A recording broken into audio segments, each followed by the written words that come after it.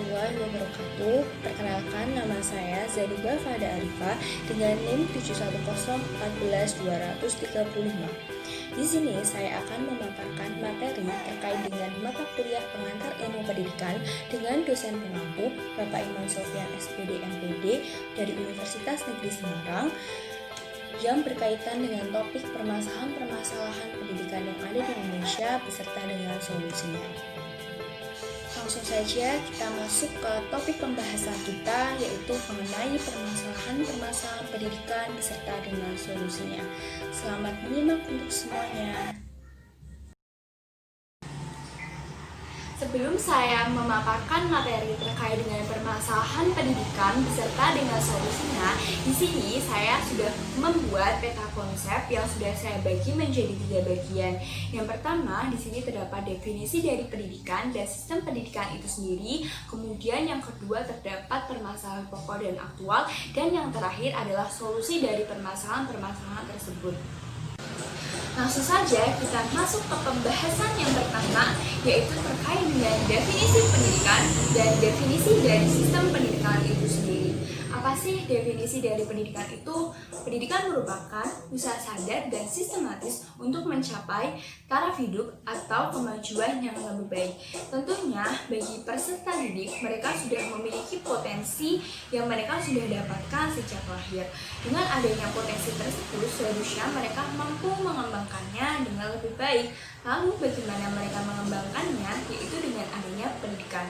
Entah itu pendidikan dari keluarga, dari sekolah, yang mereka sudah dapatkan sejak mereka kecil, kemudian mereka beranjak dewasa, yaitu dengan pendidikan SD, SMP, kemudian SMA, kemudian masuk ke perguruan tinggi. Dengan adanya pendidikan tersebut, mereka tentunya akan lebih bisa terarah dalam mengembangkan potensi yang mereka miliki tersebut. Lalu, apa sih sistem pendidikan? Sistem pendidikan merupakan keseluruhan komponen pendidikan yang saling terkait secara terpadu untuk mencapai pendidikan nasional. Tentunya, dengan adanya sistem pendidikan ini, para komponen-komponen ini harus saling bekerja sama untuk memajukan pendidikan yang ada di Indonesia. Karena apabila salah satu dari komponen tersebut tidak berjalan dengan baik, maka itu akan mempengaruhi dari komponen-komponen yang lainnya. Lalu, apa sih komponen-komponen itu? Nah, komponen-komponen dari pendidikan itu ada peserta didik, kemudian ada guru, kemudian juga ada fasilitas yang memadai, kemudian juga ada pemerintah pusat, kemudian juga ada dinas pendidikan, dan kemudian ada sekolah itu sendiri. Jadi, mereka itu semua harus saling terkait secara terpadu untuk mencapai sistem pendidikan yang lebih baik. Yang selanjutnya merupakan pembahasan permasalahan pokok pendidikan yang ada di Indonesia. Yang pertama yaitu ada masalahan pemerataan pendidikan, kemudian ada masalah mutu pendidikan, kemudian adalah masalah efisiensi pendidikan, dan yang terakhir adalah masalah relevansi dari pendidikan itu sendiri. Masalah pokok pertama pendidikan yang ada di Indonesia yaitu adalah masalah pemerataan pendidikan. Pelaksanaan program pendidikan yang dapat menyediakan kesempatan yang seluas-luasnya kepada seluruh rakyat Indonesia, khususnya anak usia sekolah, untuk dapat mengenyam pendidikan. Masalah ini muncul ketika masih banyak warga negara Indonesia yang masih belum dapat mengenyam pendidikan dengan lebih baik. Hal ini disebabkan oleh beberapa faktor. Salah satunya adalah kurangnya tenaga pendidik dan juga kurangnya fasilitas yang memadai di daerah tersebut. Masalah ini biasanya kita dapat temukan di daerah-daerah terpencil, daerah-daerah pelosok yang biasa kita lihat di daerah Indonesia bagian timur, yang di sana masih banyak sekali anak-anak usia sekolah yang belum sama sekali mengenyam pendidikan secara lebih baik. Lalu, apa aja sih solusi yang harus dilakukan oleh pemerintah atau daerah setempat dalam mengatasi masalah pemerataan pendidikan tersebut? Yaitu yang pertama dengan cara konvensional, yaitu membangun gedung sekolah seperti SD Impres atau ruangan belajar. Umumnya SD Impres ini tuh berbentuk satu ruangan belajar atau gedung kecil yang di dalamnya itu terdapat beberapa peserta didik dalam beberapa jenjang yang hanya disediakan satu pendidik saja. Kemudian yang kedua, menggunakan gedung sekolah untuk double shift. Jadi ada yang sore hari, kemudian ada yang pagi hari, ada yang siang hari. Mungkin untuk SD itu pagi hari, untuk siang harinya itu untuk SMP, kemudian untuk sore harinya untuk SMA. Kemudian yang kedua adalah secara inovatif, yaitu dengan sistem AMOK. Sistem AMOK ini sama seperti dengan sistem kepramukaan. Kemudian ada SD kecil yang sudah saya jelaskan tadi, kemudian ada sistem guru kunjung. Nah, untuk sistem guru kunjung ini sudah dilakukan di masa pandemi ini ya, karena di masa pandemi ini banyak sekali daerah-daerah terpencil yang sulit untuk mengakses teknologi, sulit mengakses internet, sehingga harus guru yang mengunjungi para peserta didik tersebut di setiap rumah-rumah. Jadi di dalam satu rumah itu dikumpulkan peserta didik, kemudian itu ada guru pendidik yang mengajarnya. Kemudian juga ada SMP terbuka, kemudian juga ada kejar paket A dan paket B, kemudian ada belajar jarak jauh seperti universitas terbuka. Masalah yang kedua yaitu masalah mutu pendidikan. Pendidikan yang bermutu yaitu pelaksanaan pendidikan yang dapat menghasilkan tenaga profesional. Peningkatan mutu ini diarahkan kepada peningkatan mutu masukan ataupun lulusan, guru, bahkan sarana dan prasarana, kemudian juga anggaran. Tentunya untuk meningkatkan mutu ini dibutuhkan anggaran yang besar. Hal ini bisa kita lihat sekarang bahwa dalam proses seleksi untuk guru itu sudah berdasarkan kemampuan, yaitu dengan seleksi tertulis yang diadakan oleh pemerintah.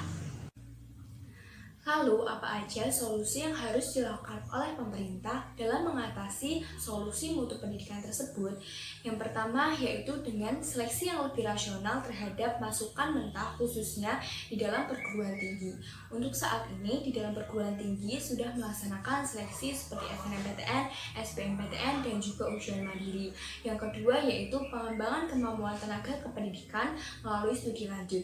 Hal ini bisa kita lihat oleh guru-guru ataupun dosen-dosen yang telah melanjutkan studinya ke S2 ataupun S3. Kemudian penyempurnaan kurikulum. Penyempurnaan kurikulum ini dilakukan oleh pemerintah ketika dianggap dalam proses pelaksanaannya tidak berjalan sesuai dengan yang diharapkan. Kemudian pengembangan prasarana dan sarana, kemudian penyempurnaan sarana pembelajaran yaitu dengan adanya buku paket atau media pembelajaran untuk menunjang peserta didik dalam mencari materi pembelajaran. Kemudian yang terakhir yaitu peningkatan administrasi manajemen khususnya mengenai anggaran.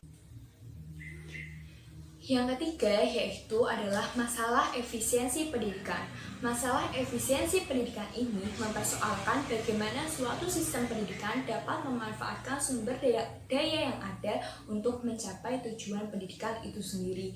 Jika penggunaannya itu hemat dan tepat sasaran, maka dapat dikatakan bahwa efisiensinya itu tinggi. Namun jika terjadi sebaliknya, maka dikatakan bahwa efisiensinya itu rendah. Lalu, apa aja solusi yang harus dilakukan dalam mengatasi masalah efisiensi pendidikan tersebut? Yang pertama adalah meningkatkan anggaran pendidikan. Hal tersebut dapat kita lihat bahwa pemerintah sekarang telah memberikan dana BOS terhadap satuan pendidikan yang ada di seluruh Indonesia. Nantinya dana BOS tersebut akan digunakan oleh setiap satuan pendidikan untuk melangsungkan program-program atau kegiatan yang ada di satuan pendidikan tersebut.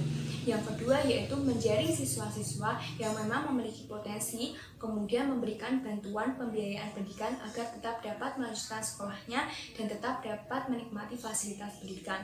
Hal ini dapat kita lihat bahwa banyak sekali sekarang instansi-instansi baik itu pemerintah maupun satuan pendidikan tersebut yang memberikan bantuan beasiswa kepada peserta didik yang dianggap kurang mampu dalam segi finansial.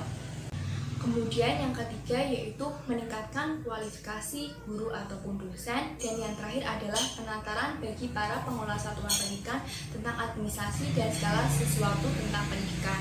Hal ini biasanya dilakukan oleh para pendidik, yaitu melakukan pelatihan-pelatihan atau penataran-penataran yang dilakukan oleh suatu lembaga tertentu. Dan yang terakhir terkait dengan permasalahan pokok pendidikan yang ada di Indonesia, yaitu masalah relevansi pendidikan.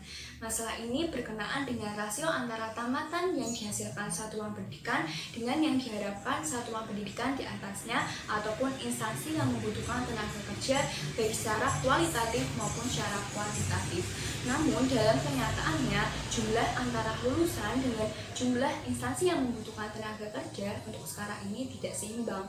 Akibatnya banyak sekali lulusan yang menganggur ataupun tidak mendapatkan pekerjaan.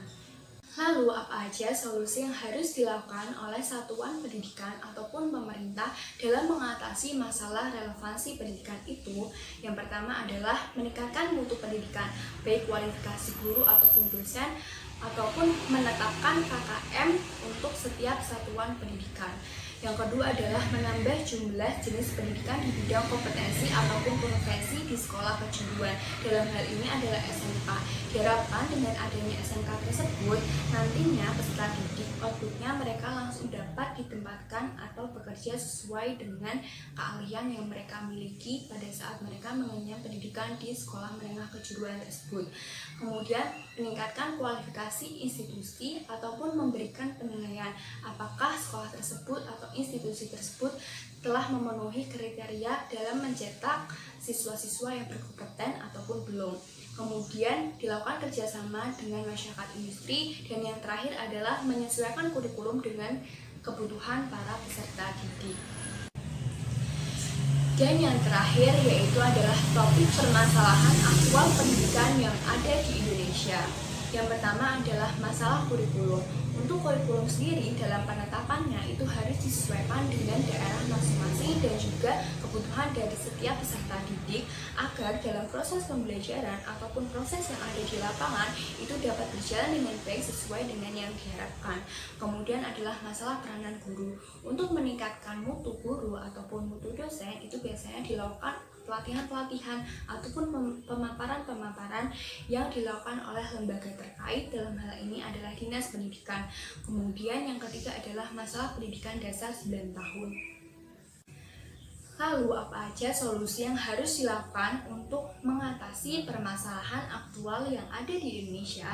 Yang pertama adalah pendidikan tenaga kependidikan itu harus diperhatikan secara lebih khusus. Kemudian pemilihan siswa atau kelompok mana yang nantinya akan melanjutkan ke perguruan tinggi dan mana yang akan terjun ke masyarakat. Dan yang terakhir adalah melaksanakan pendidikan 9 tahun itu harus dilakukan sosialisasi kepada setiap peserta didik yang ada di satuan pendidikan ataupun masyarakat-masyarakat setempat bahwa pendidikan dasar 9 tahun itu sangatlah penting dilakukan dalam proses pengembangan potensi. Kesimpulannya adalah dalam mengatasi permasalahan-permasalahan tersebut, seluruh komponen yang ada di dalam sistem pendidikan itu harus terlibat bekerja sama untuk menyelesaikan permasalahan tersebut agar sistem pendidikan yang ada di Indonesia itu dapat berjalan dengan baik dan dapat mencapai tujuan pendidikan itu sendiri, yaitu mencerdaskan kehidupan bangsa. Sekian video pembelajaran dari saya, kurang lebihnya mohon maaf dan semoga dapat bermanfaat untuk kita semua. Assalamualaikum warahmatullahi wabarakatuh.